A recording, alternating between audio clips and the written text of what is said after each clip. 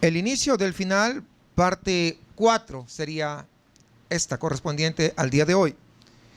Y en este pasaje vamos a estudiar acerca del tema de la segunda venida de Cristo, que sin lugar a dudas es uno de los hechos más importantes en toda la Biblia. Pero a pesar de la importancia, es lamentable que en muchas ocasiones se predica muy poco en las iglesias. Ya no se predica como se predicaba antes. Que Cristo viene. Y les digo por la experiencia, yo he escuchado estos mensajes, yo recuerdo de 4 o 5 años tenía de edad. Pero ahora ya no se predica sobre eso. Se predica más sobre un bienestar aquí en la tierra que sobre el bienestar que tendremos al estar en su presencia. Y es lamentable porque es uno de los eventos más importantes que se narran en la palabra del Señor. Seguramente esta pérdida de predicar sobre este gran acontecimiento sea la razón por la que el pueblo de Dios en nuestros días ha perdido esas ganas de ir a estar con su Dios. Porque la gran mayoría quiere seguir viviendo en la tierra. La gran mayoría quiere seguir cumpliendo sus proyectos y sus propósitos aquí en la tierra. Si es joven, su visión es casarse y tener una profesión, estudiar, tener un buen puesto, etc. Y si ya son padres de familia, su visión y su proyecto es tener una gran casa y darle lo mejor a los hijos. Y qué bueno que se piense así. Pero lo más importante es estar listos para ese día glorioso en que nuestro Redentor viene por un pueblo santo, un pueblo sin mancha, un pueblo sin arruga, que no es cualquier pueblo. Y muchas veces al no predicarse que Cristo viene, la gente se ha vuelto más mundana en su manera de vivir. Es decir, que imita más al mundo que a la verdadera santidad que Dios ha marcado en su palabra. Así que yo espero en esta mañana que a través de este mensaje Dios nos ayude a todos a renovar nuestra visión de por qué estamos en este lugar, de por qué el Señor nos ha salvado y nos ha perdonado, y que podamos comenzar a vivir dignamente de acuerdo al llamado que cada uno hemos recibido. Como dice allá en Filipenses 3:20, que es bastante conocido, mas nuestra ciudadanía está ¿en dónde? Pues en los cielos, de donde también esperamos al Salvador, al Señor Jesucristo.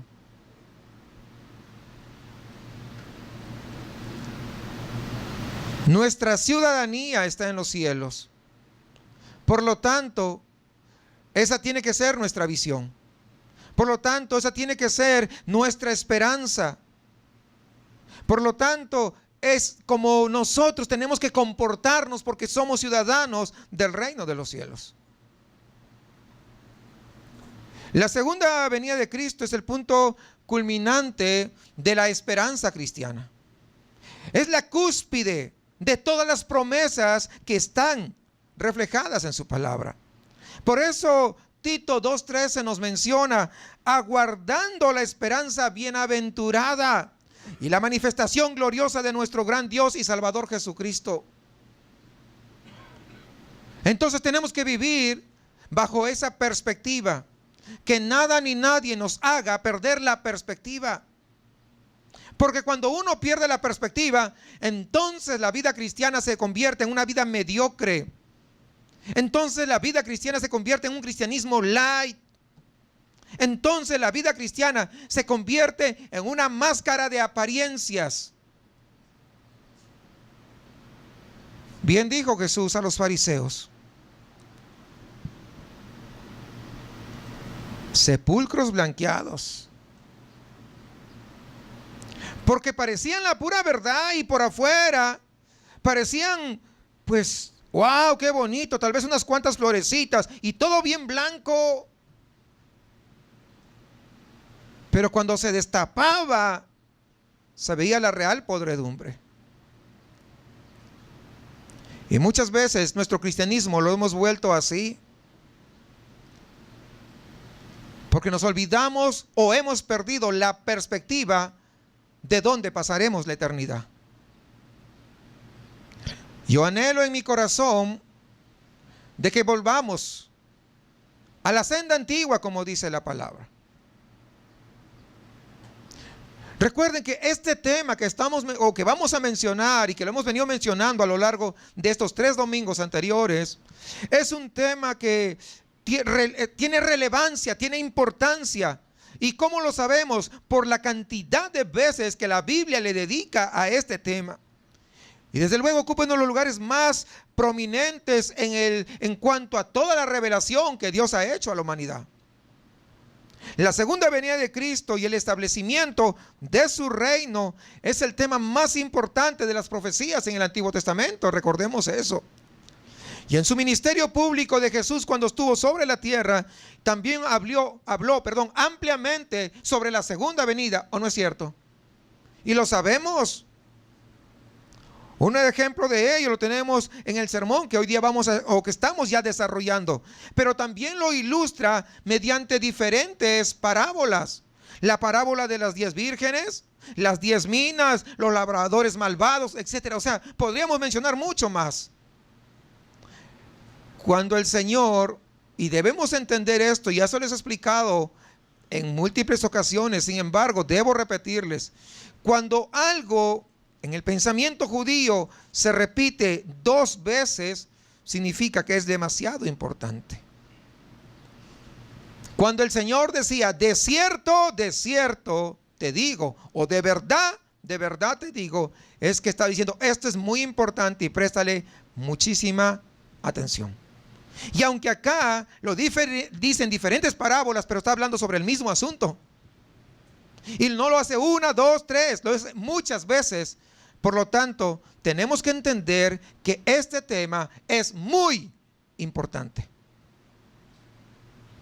De hecho, la afirmación de que un día volvería era una parte esencial del programa mesiánico. Por eso no dudó en explicarlos ante el Sanedrín cuando él estaba siendo juzgado.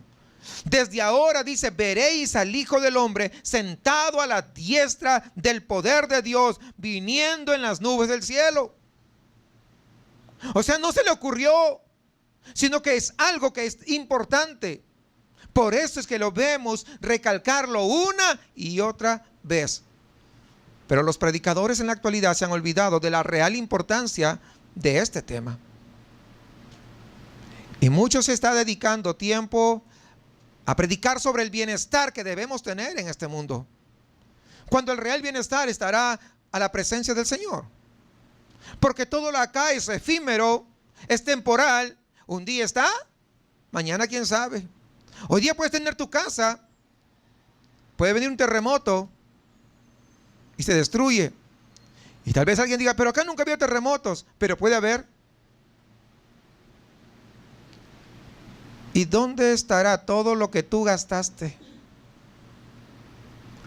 Cuando tú confiaste en todo lo que hiciste, tus esperanzas se mueren. La gente se decepciona e incluso hasta se suicida.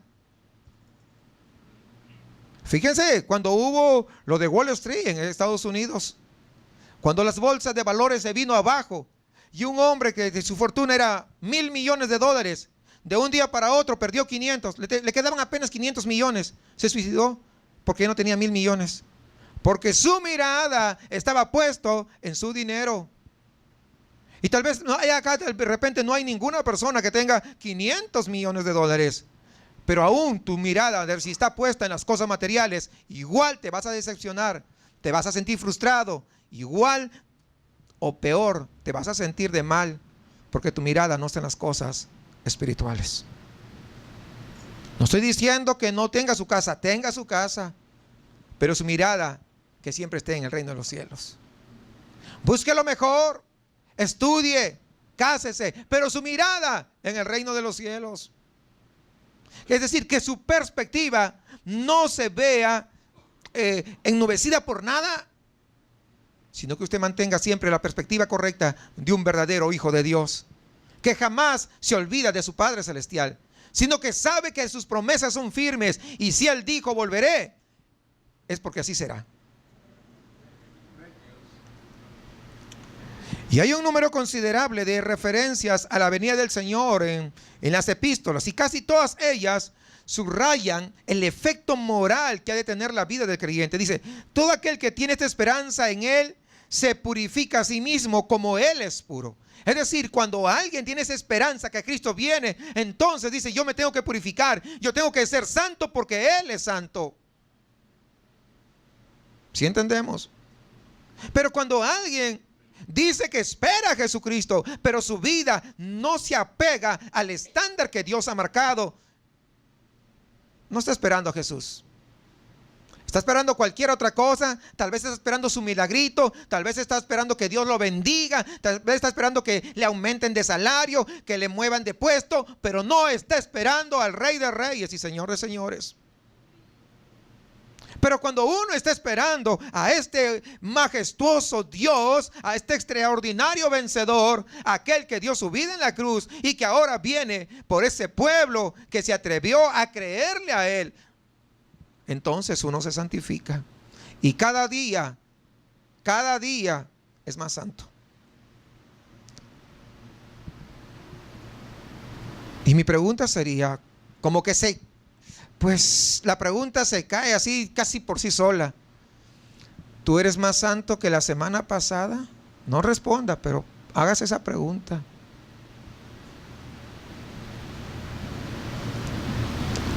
Porque si verdaderamente esperamos al Señor y hoy puede venir,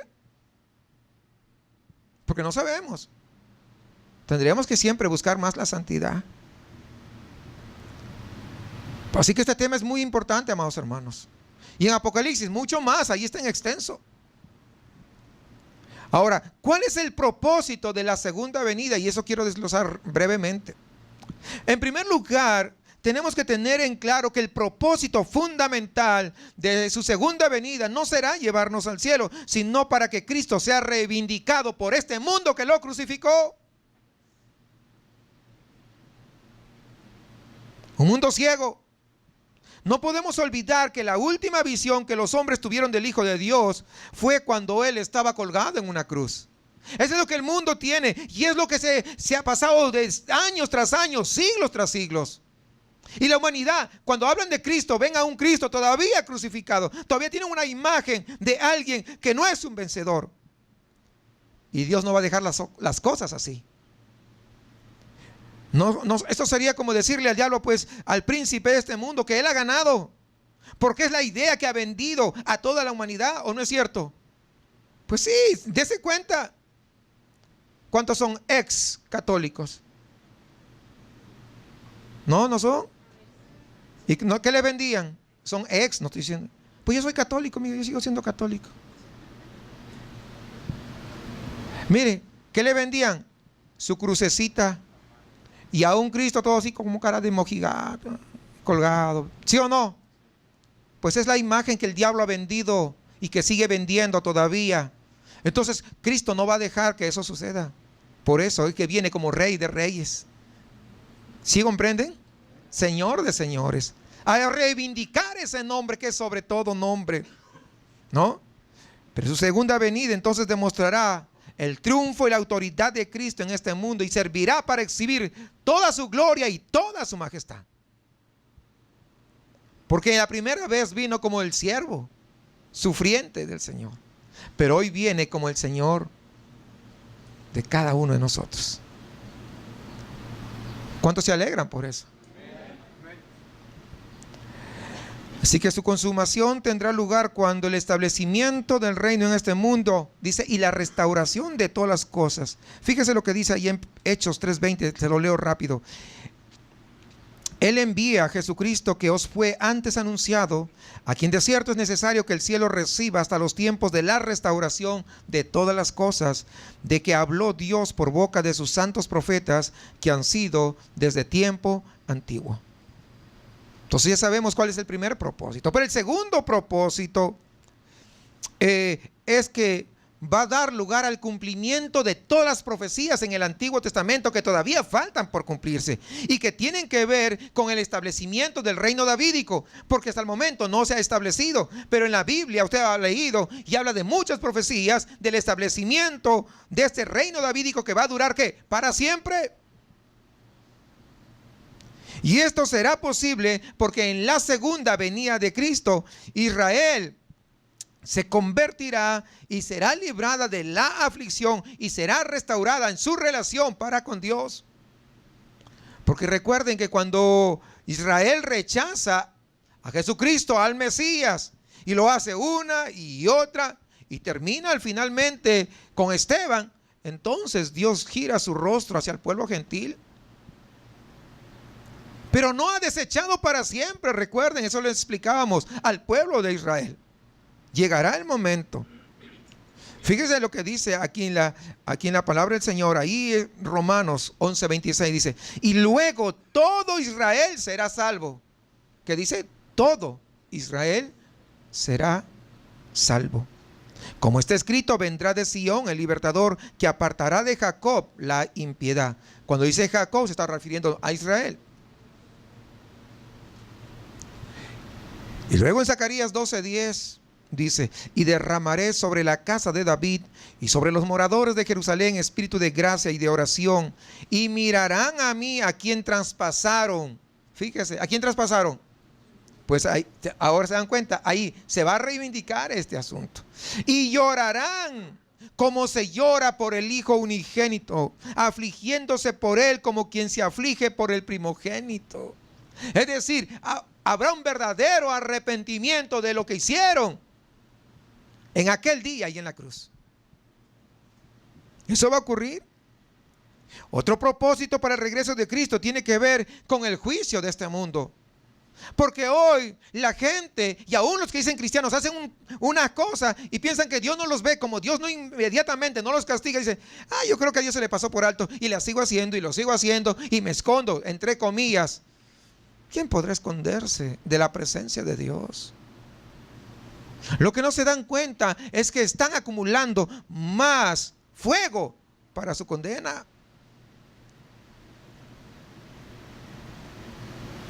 Cuidado con eso. El mundo no sabe de esto, pero tú y yo que sabemos, no podemos estar viviendo una vida de esta naturaleza. Así que el propósito que Cristo viene, ahí va a estar su juicio. Dice en Salmo 96:13, porque vino a juzgar la tierra, juzgará al mundo con justicia y a los pueblos con su verdad. El mundo que ahora vive en incredulidad como si Dios no existiera, va a caer bajo el justo juicio de Dios. Aquel que hoy le da la espalda y le da la espalda, vamos a escucharle la palabra de Dios. Pues mira, si tengo tiempo yo voy a ir. El día que estén frente a frente, van a ser juzgados. Te di tantas oportunidades. Te hablé, te dije. Y te mandé a uno, a otro y a otro. Y mira cómo los trataste. Y yo quiero hacerles recordar que el día del juicio no habrá misericordia. La misericordia es ahora. La gracia es ahora. El perdón es ahora. No en el tiempo de juicio. El tiempo de juicio es juicio.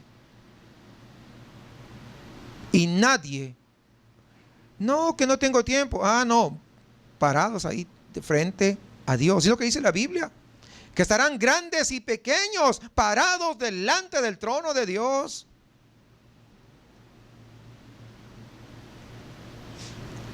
¿Por qué? Porque ante Dios todos reverencian su presencia. Y el hecho de estar parados es símbolo de reverencia ante aquel Dios. No que no tengo ganas. No. Estás parado porque Él te lo ordena. Así de sencillo. El triunfo del pecado en nuestro mundo, entonces, que estamos viendo, es temporal. Pero la justicia de Dios va a vencer finalmente. Así que jamás creamos nosotros que nos vamos a salir con la nuestra si nosotros no vivimos como santos. No estoy diciendo ya libres de pecado, porque la Biblia misma establece que aunque seamos salvos, eventualmente podemos pecar, pero ya no vamos a vivir para pecar todos los días. Así que con su venida, la justicia de Dios va a ser resarcida. 3 razones entonces por las que Cristo viene por segunda vez. ¿Y cuál es la actitud correcta ante todos estos eventos por venir? La segunda venida será un evento pues glorioso que va a llevar aparejados otros hechos trascendentes con los cuales se va a cerrar ya la historia de la salvación para dar inicio a la nueva creación eterna que menciona la palabra del Señor. Así que nosotros, hermanos, vivamos como verdaderos hijos de Dios. Vivamos como verdaderos hijos de Dios, que estamos esperando a Dios. ¿Cuándo? Hoy. Muchas veces algunos dicen, pero es que ya tengo 20 años en la iglesia y siempre me han predicado que Cristo viene y no ha venido, ya son 20. O 30 años otros. Tal vez otros 40 años y no ha venido. Y yo saqué la cuenta en la Biblia y pues ya debería haber venido y no ha venido. Y muchas veces no entender completamente la Biblia y sacar conclusiones humanas nos lleva muchas veces a tener que caer como que en desánimos. Pero déjenme decirles, amados hermanos, que Dios, escúcheme bien, Dios nunca ha tenido el propósito de satisfacer nuestra curiosidad de cuándo Él va a venir. Nunca Él nos proporcionó en la Biblia un orden riguroso y detallado de lo que va a ser. ¿Y sabe por qué no lo ha hecho? ¿Por qué no lo ha hecho así? Para poder estimularnos a nosotros a vivir una vida espiritual más cercana a los propósitos de Él. Porque si nosotros todos supiéramos que Cristo viene en diciembre, el 25 de diciembre de este año 2015, pues no, todo el mundo se fuera al mundo. Y el 24 de diciembre y en la madrugada de noche, ya para amanecer el 25, se fuera a la iglesia y me arrepiento y hago todo. ¿A poco no? ¿No es así el ser humano? Pues sí. Por eso es que Dios, en su gran sabiduría, porque ninguno le vamos a ganar a Él, hizo las cosas así. Y siempre en la parte profética lo hace así como intercalado, de tal manera que no hay un orden. Y acá dice, pero dijo así, sí dijo. Pero si no entiendes cuál es el propósito de Dios o el orden de Dios, no vas a saber. Y eso lo dejó para nuestro bien, a fin de que podamos vivir de acuerdo al estándar que Él tiene para nosotros. ¿Sí comprendemos el motivo? ¿Verdad? De tal manera que no seamos ambiguos, que no seamos... Hay palabras feas, pero no lo voy a decir. Acá en México he aprendido, porque lo he escuchado de ustedes, pero no se los voy a decir. Que no seamos demasiado listos. Ya saben, ¿no? Hay palabras ahí, sinónimos en mexicano. Sí, porque si no, pues eso pasaría. Y entonces, ¿eso qué demostraría? No demostraría amor por Dios, ¿o sí? No, demostraría que estamos interesados solamente en la salvación, pero no en amar a Dios. Ahora, mucho se habla sobre la segunda venida y el rapto de la iglesia. Y dentro de los acontecimientos anunciados por la palabra y que todavía no se han cumplido, pues está el rapto o el arrebatamiento de la iglesia también. Y el momento en que éste tendrá lugar y su relación con la segunda venida de Cristo es uno de los temas que a veces ha dividido frecuentemente al pueblo de Dios. Porque uno dice, no va a venir aquí y va a venir allá y vamos allá. Otros dicen, va a venir antes de la tribulación. Otros dicen, no, va a venir después de la tribulación. Y otros a mediados de la tribulación. ¿Sabe qué? Esos son temas irrelevantes. No interesa si viene antes, si viene al centro, a la mitad de la gran tribulación o al final. Lo importante es vivir en santidad. Que nada de eso te distraiga. Tú no puedes serte enemigo de tu hermano que también fue lavado por la sangre de Cristo por un tema ridículo que ni sabes. ¿Por qué? Porque todos los puntos de vista, todas las posiciones teológicas de esto que estoy hablando tienen un sustento, pero también tienen otro que se contradice. Y como nuestra mente es tan cortita, tan pequeñita, no la podemos entender. Tal vez algún día, si estamos en la presencia del Señor, pues Él nos diga, tal vez, si Él quiere. Pero eso no nos detiene, porque nada de eso nos hace perder la salvación. ¿Cuántos entienden eso? Lo que tenemos que es vivir, hermanos, la vida verdaderamente de un cristiano, anhelando que Cristo venga. ¿En qué momento? En el que Él lo ha establecido. La iglesia y su espíritu dicen, ¿qué dice? ¿Ves? Ah, pues no hay iglesia acá. ¿Se dan cuenta? Porque todavía nuestra mente, todavía como que no le cae el 20, pero sí debería.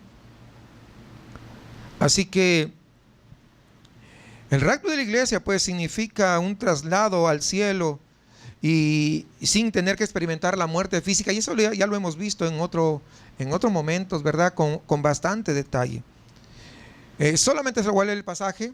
No voy a explicar porque ya lo hemos explicado con anterioridad.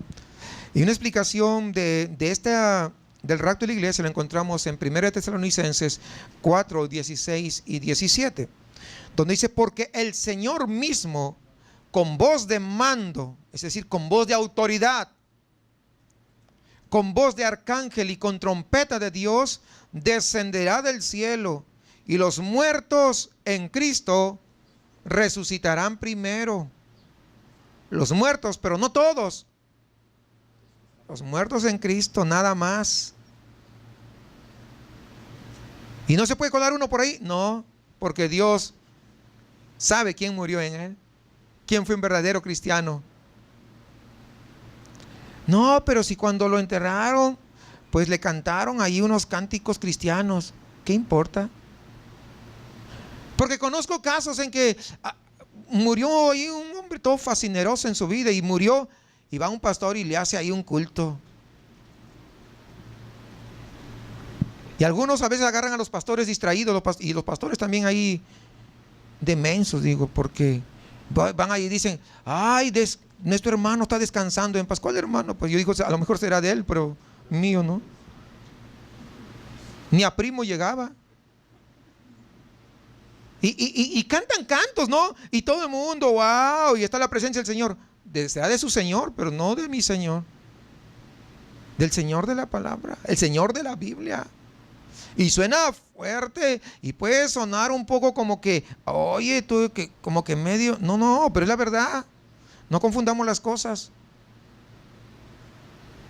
No confundamos. Porque el que vive en Cristo o vive su vida de acuerdo al estándar de Cristo, va a morir en Cristo. Porque los muertos en Cristo son los que van a resucitar primero. Y luego nosotros, los que vivimos, fíjense, Pablo ya se estaba acomodando ahí. Luego nosotros, él tenía esperanza que ahí ya él mismo, no, ya pasaron 2000 años. Y todavía, pero lo que vivamos, quién sabe si seamos nosotros.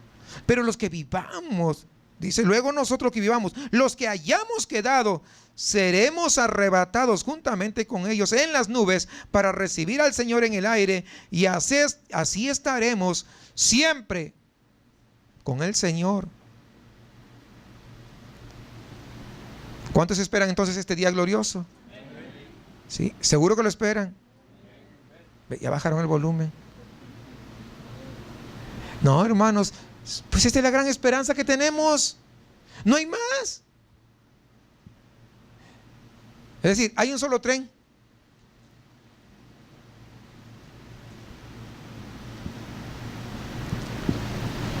En una oportunidad dice que había una congregación y había llegado un borrachito, estaba ahí adelante.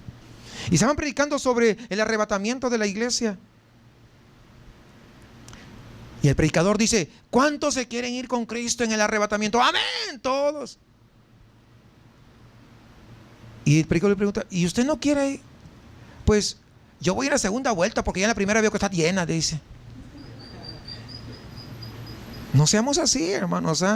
Algunos decimos, pero como que estamos, no lo decimos, pero nuestro accionar, nuestra forma de ser, el no querer morir. ¿Cuántos conocen el bagre? ¿Conocen el bagre? El bagre cuando lo sacan del agua todavía patalea, así parecen algunos. No quieren morir, igual que el bagre. Ya Dios los trasladó, dice, hemos sido trasladados al reino de su Hijo amado. Y estamos con el bagre pataleando, no queremos morir a nosotros mismos. Igual de repente un día saco el tema, no seas como el bagre. Sería un buen tema. Si acaba de ocurrir, no sé si conocen el bagre, es lo que hace. Vive muchísimo, hermano, fuera del agua. ¿No? O sea, hermanos, realmente hay que morir ya. ¿Qué hacemos peleando? Como si pudiéramos morir a nosotros mismos para que verdaderamente Cristo viva en nosotros.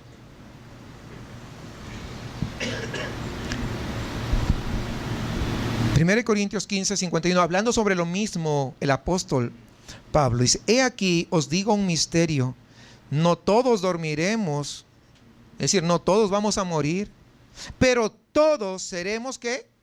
Transformados. En un momento, en un abrir y cerrar de ojos, a la final trompeta, porque se tocará la trompeta, y los muertos serán resucitados incorruptibles, y nosotros seremos transformados.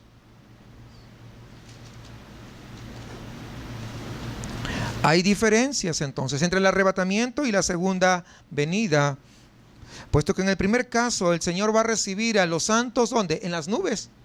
Y en el segundo caso dice que Él va a sentar sus pies sobre el monte de los olivos. Y eso lo dice acá la palabra del Señor. Y va a destruir a los ejércitos que van a tratar de destruir a Jerusalén, no a Israel. Ahora bien, ¿en qué momento tendrá lugar el rapto? Yo les decía hace un momento, algunos dicen antes de la tribulación, otros a mitad.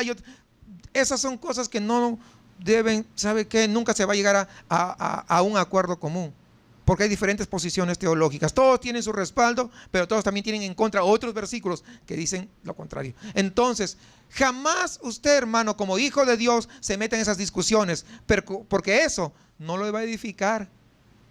Hay misterios que el Señor lo sabe y que usted ni yo lo vamos a lograr descifrar. Por más estudio y por más que nos metamos, hay cosas que el Señor los tiene así simplemente. ¿Entiende eso? No se ponga a discutir, es que me dijo que después de tribulación. Hay muchos versículos que hablan que evidentemente vamos a pasar parte de la tribulación. Y muy claro lo dice, ¿verdad? Pero ¿qué es lo mejor? Estar preparados. Y si viene la tribulación, también estar preparados para jamás negar el nombre de Cristo. Porque no estamos preparados. ¿Y qué tal si sí? Y no estamos preparados. A ver, dígame, ¿cómo nos quedamos? Mejor es estar preparados. Y si viene antes de la tribulación, pues gloria al Señor, gracias. Pero estaba preparado en caso que sí. ¿No es mejor eso? ¿Es cierto o no es cierto? Pues claro, hermanos. Ok, entonces eso no va a determinar nuestra salvación. Así que vamos a ver. Vamos al versículo 24 de Marcos 13. Ahora sí, después de esta breve introducción, vamos ahí. Marcos capítulo 13, versículo 24, y de ahí vamos a seguir avanzando. Pero en aquellos días después, ojo, después y no antes, de aquella tribulación, el sol se oscurecerá y la luna no dará su resplandor, y las estrellas caerán del cielo, y las potencias que están en los cielos serán conmovidas. Entonces verán al Hijo del Hombre que vendrá en las nubes con gran poder y gloria. Y entonces enviará a sus ángeles y juntará a sus escogidos de los cuatro vientos, desde el extremo de la tierra hasta el extremo del cielo. Este será el punto culminante de la historia, cuando aparezca nuestro Señor como ese Dios, como ese Señor con gran poder y con gran gloria. Y veamos que Jesucristo cómo vuelve a aparecer. Qué extraordinario. Primero, pues le hacía el hombre lo que quería, ¿verdad? ¿Cómo lo escupieron? ¿Cómo lo maltrataron? ¿Cómo lo azotaron? Pero ahora vemos que ya no viene así a ser el siervo sufriente. Ahora viene con poder y con gloria. Pero no solamente eso, sino que su venida viene precedida de señales que ya le hemos estado estudiando. Hay señales, y es evidente, hermanos, que un enorme cataclismo va a trastornar todo el sistema solar del cual nosotros formamos parte. O tal vez toda la galaxia, quién sabe, no nos habla de eso, pero por lo menos el sol lo menciona. Y en el momento de la segunda venida de Cristo va a tener lugar una gran convulsión pues en todo el universo. El sol se oscurecerá, la luna no dará su resplandor, de tal manera que la oscuridad va a ser absoluta, tinieblas. Y en medio de esto nuestro Señor va a resplandecer, con toda su gloria y toda su majestad. Porque cuando hay caos, donde viene el Señor, Él pone orden. ¿No es así? ¿Su vida no era un caos antes de venir a Cristo? Y cuando Él viene a usted, entonces ordena su vida. Cuando donde hay muerte, viene y da vida. Este es nuestro Dios. Los profetas del Antiguo Testamento también habían anunciado que el día del Señor será precedido por estas señales. Y no voy a leer todos los pasajes, pero por lo menos voy a leer 2 pasajes que hablan sobre lo mismo. De tal manera que entendamos, hermanos, que esto no es solamente en el Nuevo Testamento, sino en el Antiguo Testamento, y ya estaba profetizado. Isaías capítulo 13, versículos 10 y 11 dice: por lo cual las estrellas de los cielos y sus luceros no darán su luz, y el sol se oscurecerá al nacer, y la luna no dará su resplandor. ¿Ve? Hay un paralelo en lo que acabamos de leer con esto que está hablando el profeta Isaías. Y castigaré al mundo por su maldad y a los impíos por su iniquidad, y haré que cese la arrogancia de los soberbios. Wow. Los soberbios, los que se creían, que no sé qué, que no sé. Ahí está. ¿Viene el juicio de Dios, sí o no? ¿Sí o no, hermanos? Pues ahí está, bien claro. Y abatiré la altivez de los fuertes. ¿Se dan cuenta? O sea, Dios no se va a quedar, así nada más. Vamos a otra cita que también habla sobre lo mismo. Joel 3:15 o Joel.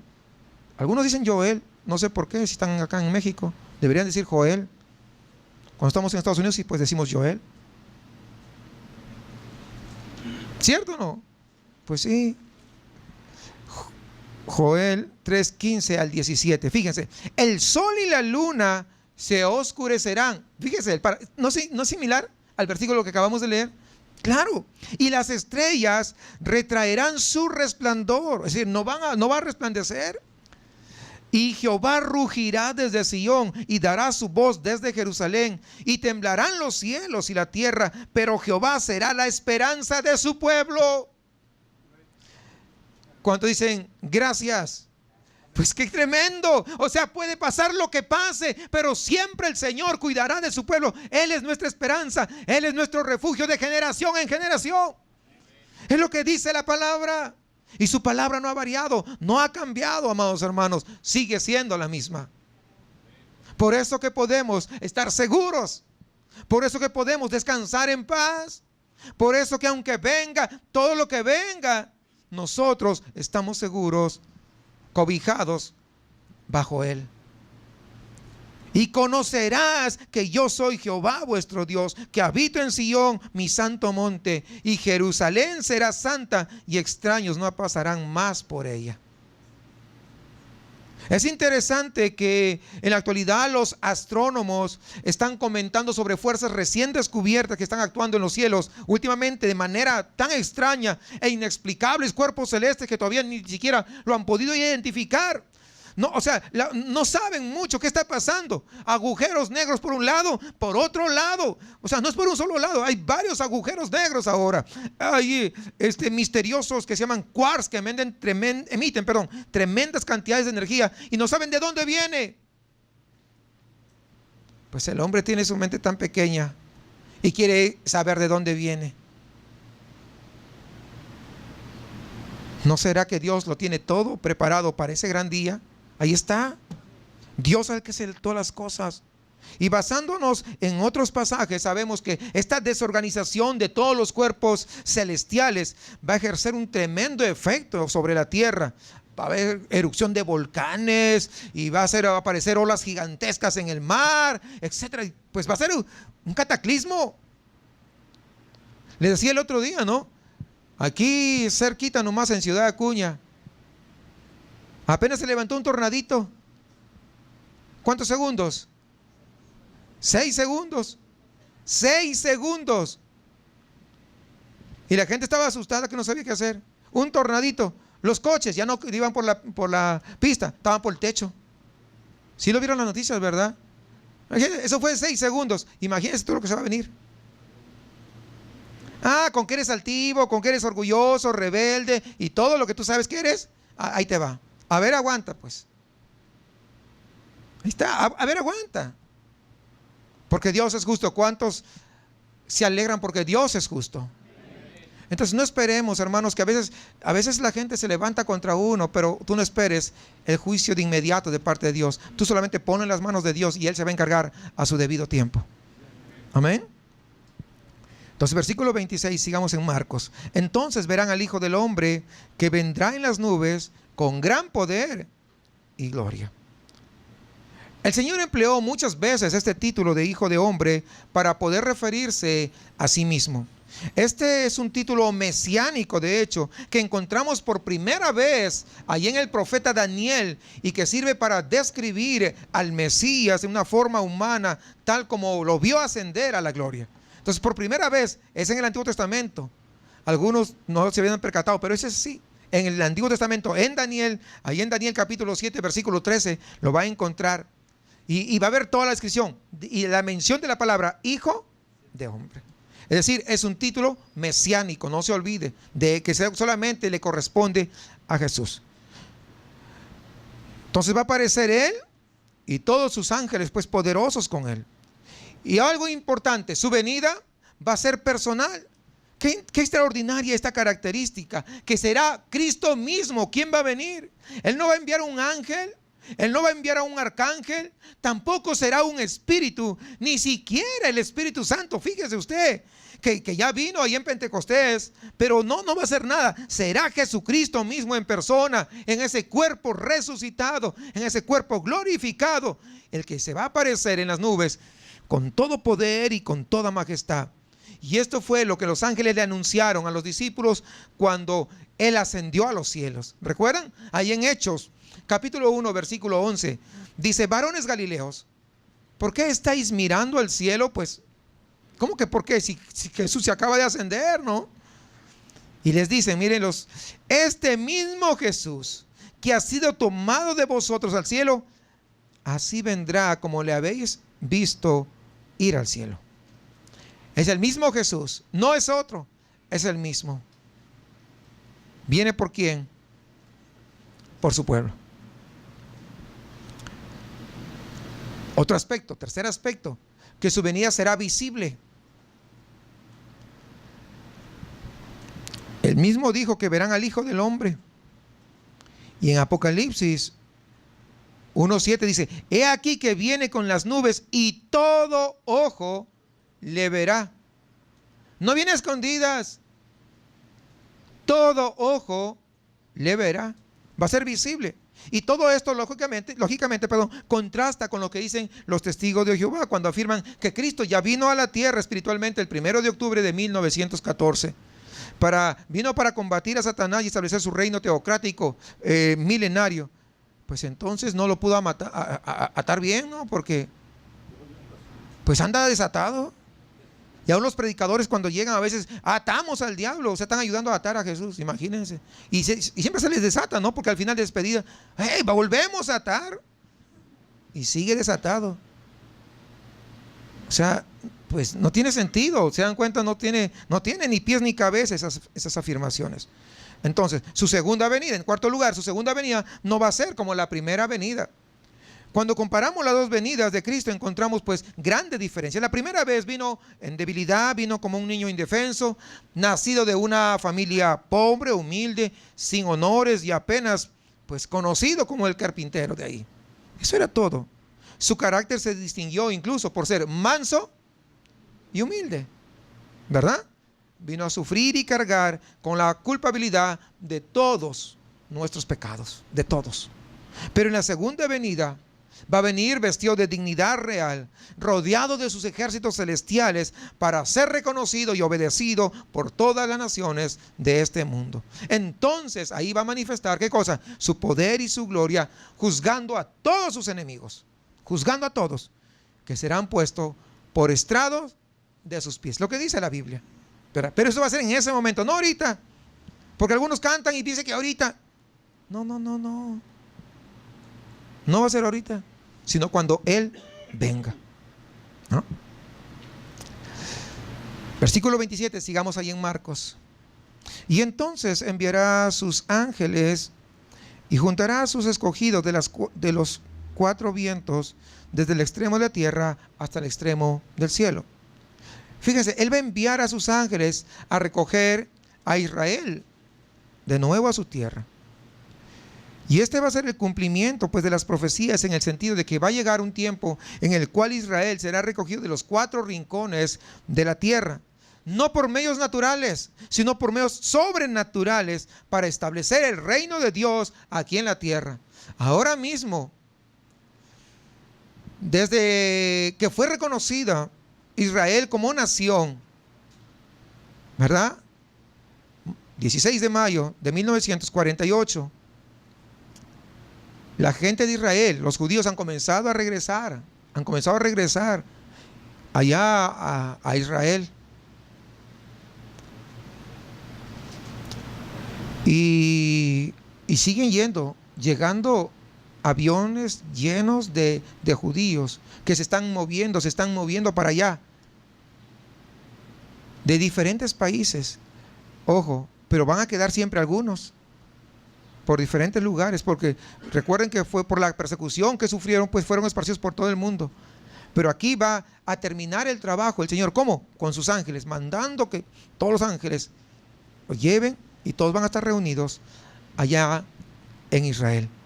Entonces, y aquí nos ofrece una alegoría de la naturaleza, versículo 28 al 31, sobre lo mismo que está hablando. Dice: de la higuera aprended la parábola. Cuando ya su rama está tierna y brotan las hojas, sabéis que el verano está cerca. Así también vosotros, cuando veáis que suceden estas cosas, conoced que está cerca a las puertas. Cuando vemos que los árboles les salen las hojas en la primavera, sabemos dos cosas con toda seguridad. Primero, sabemos que se aproxima el verano, que es seguro que viene el verano, ¿sí o no?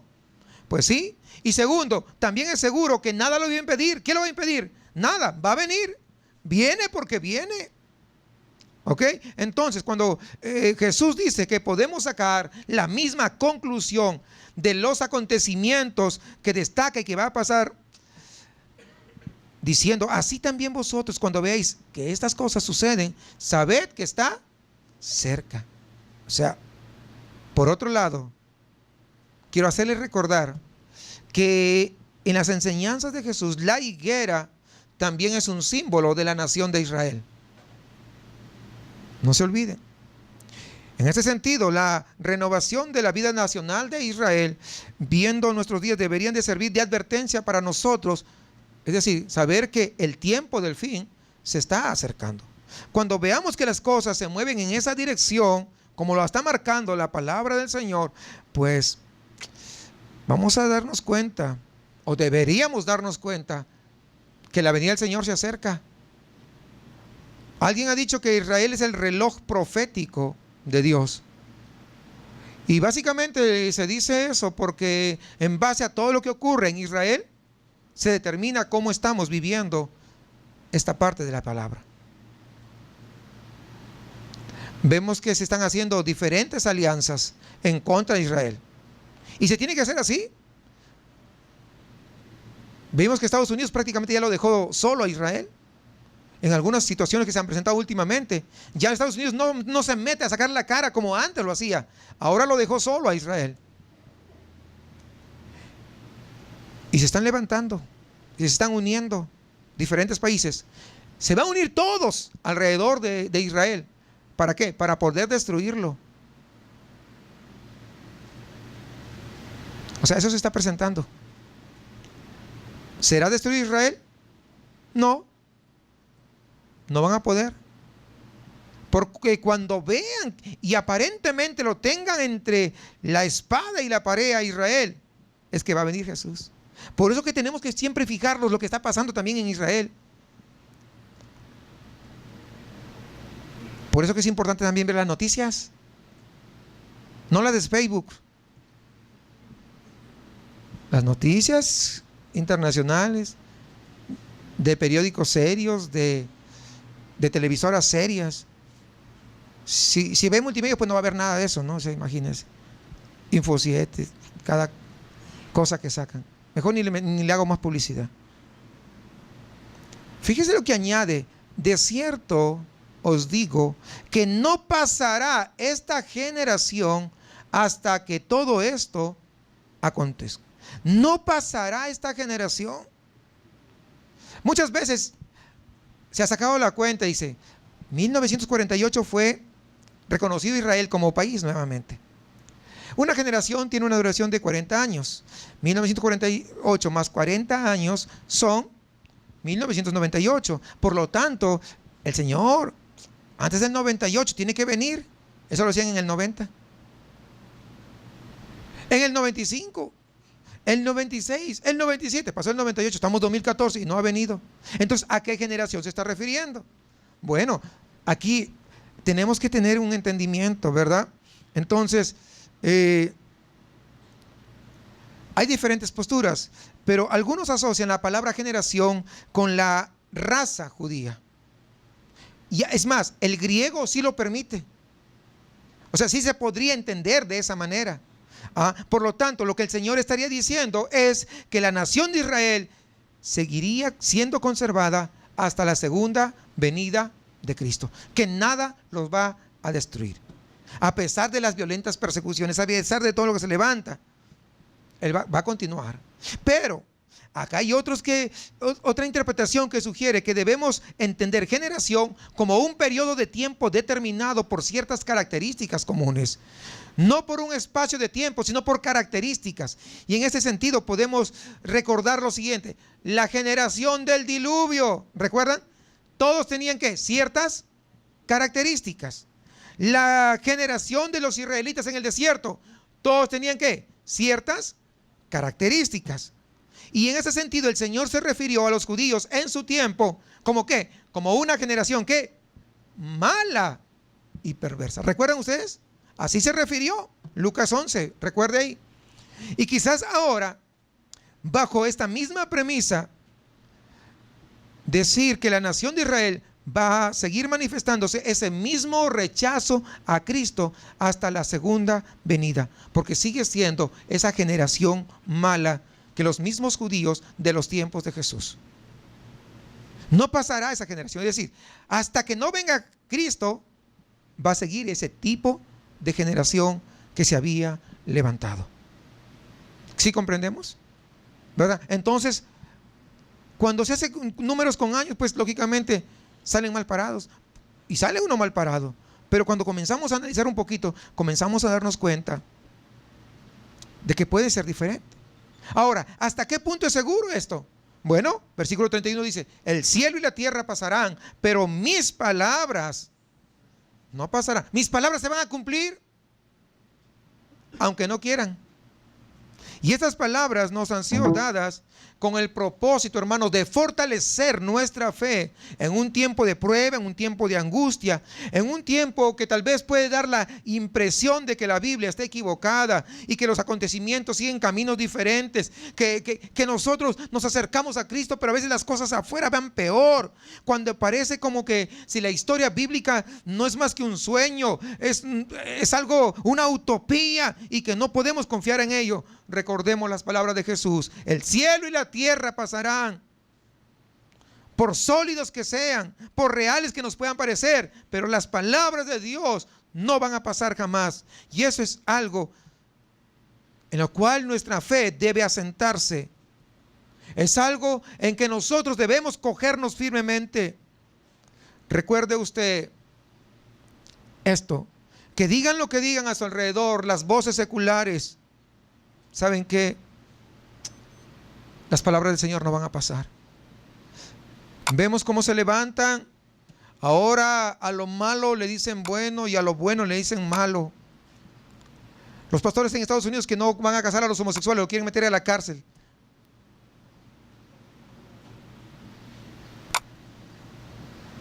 Sí. Ahora los homosexuales dicen que tienen derechos. Si no se arrepienten, tienen derecho a irse al infierno. Pero la gracia de Dios todavía es grande. Y le dije el día jueves, hay que mirar con misericordia a todos. ¿Recuerdan ustedes? Siempre, siempre. En la última sección Jesús responde a la pregunta sobre cuándo pasarán estas cosas. Versículo 32. Pero de aquel día y de la hora nadie sabe, ni aun los ángeles que están en el cielo, ni el Hijo, sino el Padre. Esto significa que cualquiera que reciba, que ha recibido una revelación acerca de cuándo vendrán este acontecimiento, pues le está engañando. Porque ni siquiera los ángeles lo saben. Y yo veo tanto video que sube la gente y lo ve un montón de gente que recibió de parte de Dios que la venida de Cristo es el 2000. Pues pasó el 2000 y no pasó nada. Otros que el 2014, que se terminaba con el calendario azteca. Y los aztecas, existen algunos todavía, pero el calendario ya no existe más. Y hay un montón que va a pasar esto, que va a pasar aquello, que va a pasar. Y no pasa nada a veces. Mentiras. No le crean. No le crean. Mire, ni siquiera los ángeles lo saben. Ni los ángeles caídos, ni los santos ángeles de Dios, ninguno lo saben. Y ahora nos encontramos con que posiblemente sea lo más sorprendente que haya dicho Jesús. Ni aún el Hijo. Jesús dijo, yo no lo sé. Ahora, quiero que entendamos esto. ¿Por qué dijo? Porque Él está poniendo de manifiesto la humanidad de nuestro Señor viviendo aquí en la tierra. O sea, dejó de valerse de su deidad al venir a tierra y hacerse siervo. Es la razón por la que dice, ni yo sé. Porque estaba hablando, ¿qué? Como humano. Esa es la razón. Fue un hombre como nosotros, limitado a este conocimiento que Dios quiso darle a conocer, por eso que él no lo sabía. Yo no sé la respuesta, solamente lo sabe mi Padre. Recordemos que incluso después de su resurrección le dijo a sus discípulos, no os toca a vosotros saber los tiempos ni las sazones. O sea, deja de intentar, deja de averiguarlo, deja de ser curioso, pues, porque el Padre puso en su sola potestad. Así que la pregunta, ¿cuándo? No es importante, porque no es algo que se pueda determinar. La pregunta sería, ¿estás preparado para ese momento?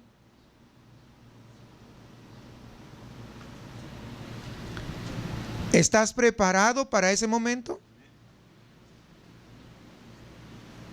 Esa sería la más importante, ¿o no? No el cuándo, sino si estás preparado.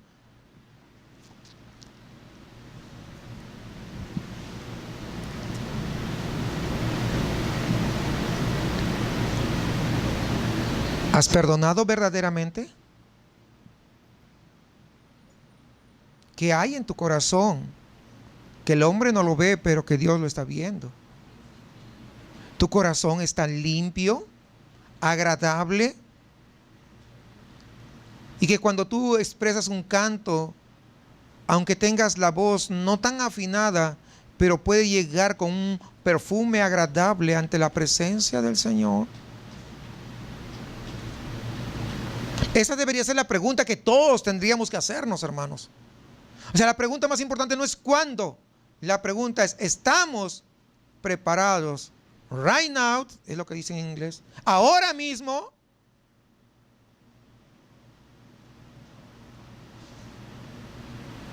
¿O tienes una máscara que tal vez hoy necesitas sacarte?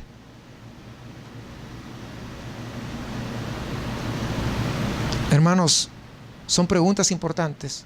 Si queremos preguntas importantes, esta es una pregunta importante. Muy importante. Nadie sabrá la hora.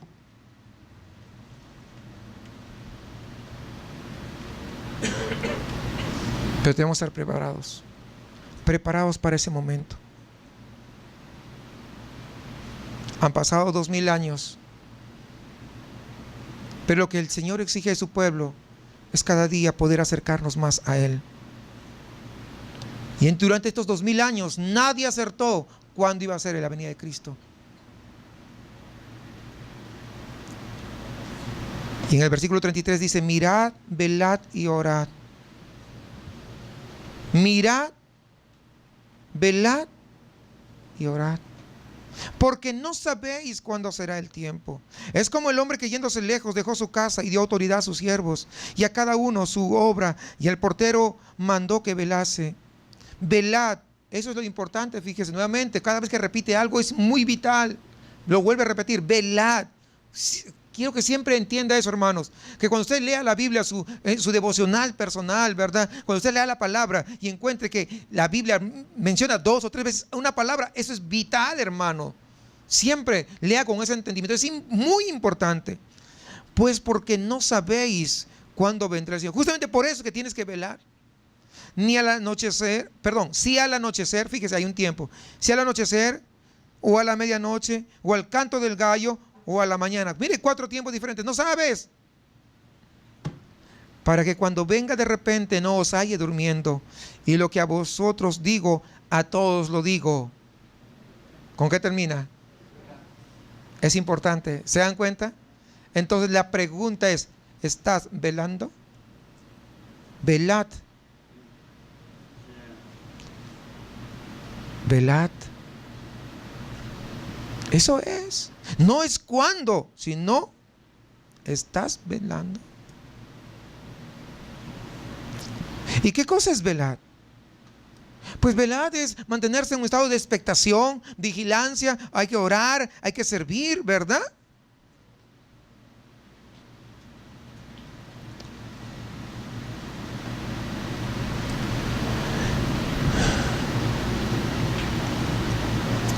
Hermanos, tenemos que reflexionar que son puntos importantes. ¿Cuántos anhelan que Cristo venga? Pues hay que velar. Porque si no estamos velando, entonces, pues ¿de qué sirve que anhelemos que venga?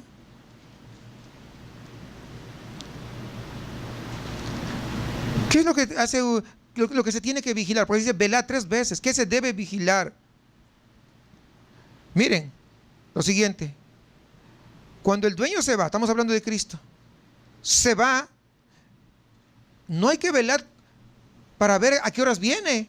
Ojo, hay que velar que nadie vaya a entrar a eso que nos ha encargado el Señor. ¿Sí o no? ¿Comprenden o no comprenden? No está diciendo vela para ver a qué horas regreso. Pero cuando preguntas, ¿y cuándo va a ser? Estás haciendo la pregunta incorrecta, ¿te das cuenta?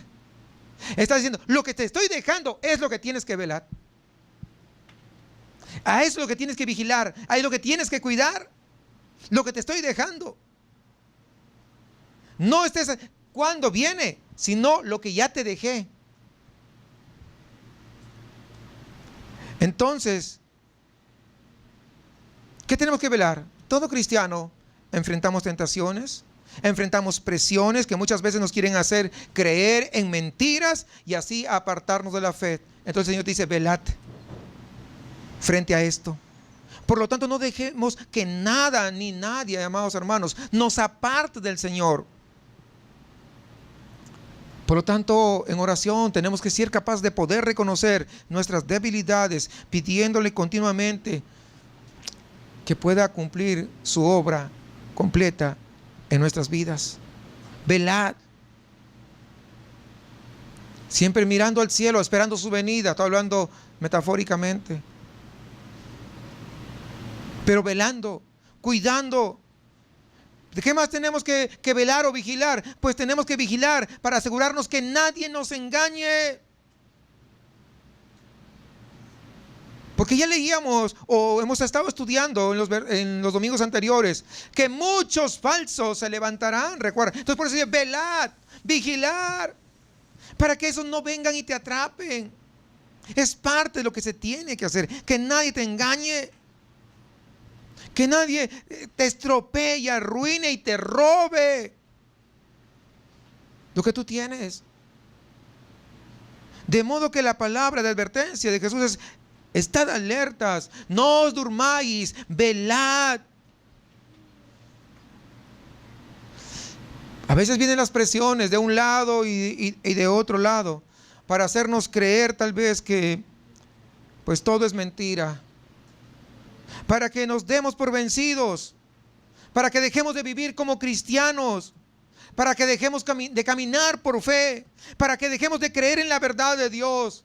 Vigile, vele, para que esto no sucede y entre tanto continúe el trabajo que Dios le ha encomendado a usted. Pero hay que velar, no deje que nada lo aparte, que nada los desvíe. Hermanos, porque ese día está próximo. Como dice el apóstol Pablo, está mucho más cerca de que cuando creímos. Si hace 10 años que creímos, hoy está 10 años más cerca. Si hace 5 meses, pues está 5 meses más cerca el Señor, su venida. Pero hay que velar. No se trata de estar todo el tiempo mirando al cielo y esperando solamente su venida, porque eso va a suceder cuando Él esté listo y cuando el Padre así lo ha dispuesto. Lo que debemos hacer es velar para no dejarnos entonces engañar. Porque al hacer esto, estamos nosotros demostrando que estamos listos para que Cristo venga. Esa es la forma, ocupándonos en su servicio, cumpliendo de manera responsable con la tarea que el Señor nos ha asignado, desarrollando adecuadamente los dones y talentos que Dios nos ha dado a cada uno de nosotros. Porque todos nosotros tenemos al menos ¿cuántos? Uno, y de ese daremos cuentas. Porque ¿de qué sirve pensar en nuestro futuro eterno si esto no afecta al presente? No sirve de nada. Según el Señor, nuestro futuro debe tener influencia en nuestro presente. Si yo pienso que voy a estar allí a la presencia de mi Dios, entonces yo tengo que vivir demostrando ese anhelo, esperando el día glorioso en que Cristo venga por nosotros. Pero si yo no vivo esperando ese día, no demuestro que anhelo, pues ¿cómo? No estoy velando. Recuerde usted, la Biblia dice, os convertisteis de los ídolos a Dios para servir a Dios vivo y verdadero y esperar de los cielos a su Hijo, el cual resucitó de los muertos, a Jesús, quien nos libra de la ira venidera. ¿No dice eso? Pues sí, entonces tenemos que vivir como a la altura de lo que Dios ha establecido. Hermanos, realmente, no sé si usted comparta la misma preocupación que yo, al ver muchísima gente que se dice cristiana, apartándose de los caminos del Señor. Muchísimos. Me he puesto a pensar que gente que yo conocí, que conozco y conocí, y que yo hubiera dicho, este sí es un verdadero creyente, es genuino, es fiel. Conozco gente que enseñaba la Biblia, pero que ahora están negando la fe y que ahora se han apartado por completo. Da la impresión de que esto es algo que está pasando por todas partes. Hay muchas personas que están cayendo en inmoralidades, en iniquidad, apartándose de su fe y diciendo de hecho que ya ni siquiera creen en Dios ni en la Biblia. Qué tristeza. Y justamente el Señor nos está advirtiendo, velad, vigila, no vayas a caer en eso, porque hay demasiado. Mantente despierto, mantente alerta, porque aquel día estarás frente a frente con el Señor y vas a dar cuentas personalmente delante de Él. Ese día, ¿qué excusa podrás dar?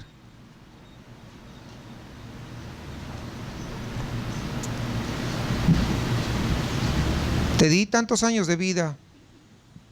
¿Cuánto lo dedicaste a servirme?